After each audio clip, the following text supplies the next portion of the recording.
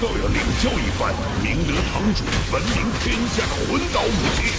不好，我犯了一个低级错误。卑鄙的人类，这个声音。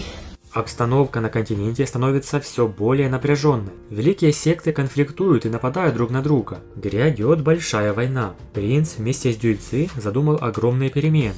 Но пока Хуэйхао воспользовался возможностью учиться в лучшем месте для механиков, в зале выдающихся добродетелей. Как мы и говорили, он довольно хитро провел Цзинхунчэня, так что он должен был как-то компенсировать пытки Хуэйхао. Удивительно, но спустя 6 месяцев Хуэйхао уже стал механиком 6-го ранга в его-то возрасте. Однако неожиданно напала секта тела. Она пришла, конечно же, за невероятно ценным зародышем Снежной Императрицы. В следующей серии мы станем свидетелями ожесточенной дуэли между двумя могущественными титулованными – Дубусы и Цзинхунчэнем. А также увидим шокирующий поворотный момент – переплетение судеб Хуэйхао и Снежной Императрицы.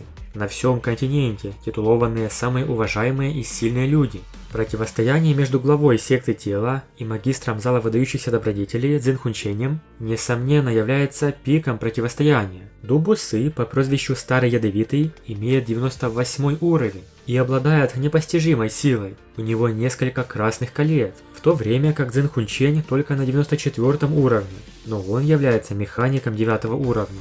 Хуэйхао со стороны наблюдал это жаркое противостояние. Но как вообще можно противостоять титулованному 98 ранга, если противник ниже на 4 уровня? Все дело в механизмах, которыми управляет Цзинхунчэнь. Их достаточно, чтобы восполнить разрыв в силе между двумя сторонами.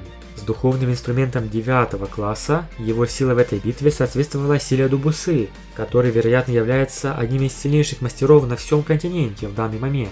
Даже господин Сюаньцзы из Академии Шрека не является его противником. Зародыш духовного зверя возрастом 100 тысяч лет – бесценное сокровище для любого мастера, и он стал пешкой в игре между империями континента. Звездная империя намеренно продала зародыш империи Солнца и Луны, назначив огромную цену, вызвав тем самым конкуренцию со стороны других сил. Секта тела была такой заинтересованной стороной. Они хорошо подготовились, поскольку смогли заложить бомбы внутри зала выдающихся добродетелей. Взрывы были настолько мощными, что сотня духовных инженеров была мгновенно уничтожена. Сотни столов механиков были разрушены, и куски металла разлетелись повсюду. Хуэйхао удалось выжить, но он впоследствии провалился под землю, где находилось тайное хранилище зала добродетелей. Нападение секты тела было пугающим.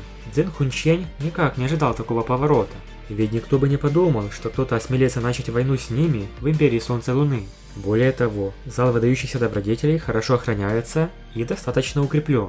Среди экспертов секты тела не было никого ниже уровня Святого Духа, то есть имевшего 7 колец. Несмотря на то, что Цзинхунчэнь быстро прибыл со своими людьми, зал все равно понес тяжелые потери. И Цзинхунчэнь даже провел ожесточенный бой с Дубусы. Один использовал яд, а другой использовал духовные инструменты. И это действительно зрелищная битва.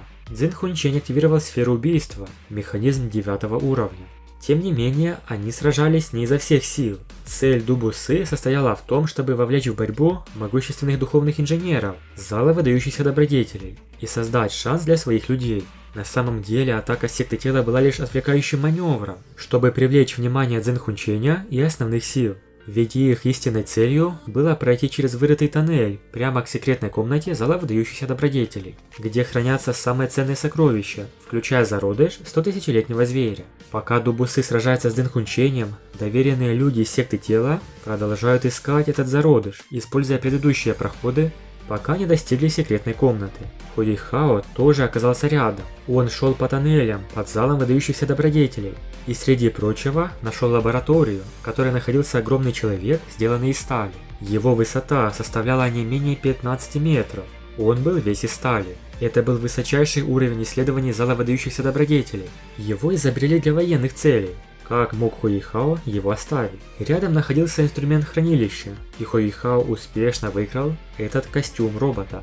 Как мы уже знаем, зародышем 100-тысячелетнего зверя является Снежная Императрица, глава 3 самых свирепых зверей Крайнего Севера.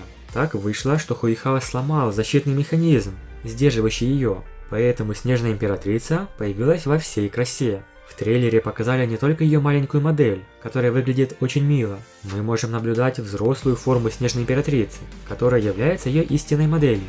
Хотя она является духовным зверем, Однако ее форма человеческой женщины. Она выглядит очень красиво, как и подобает императрице.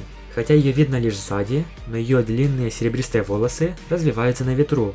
Ледяная императрица Скорпионов, можно сказать, дружит с ней. Поэтому, когда Снежная императрица оказалась в опасности, она вместе с Хуихао помогла. Ведь Ду Бусы и Цзин Хунчень не упустят возможности схватить невероятно ценного зверя 700 тысяч лет. Большое спасибо за просмотр. Напишите в комментариях, как по-вашему, чем же закончится это яростное нападение секты тела. Подписывайтесь на канал и всем пока.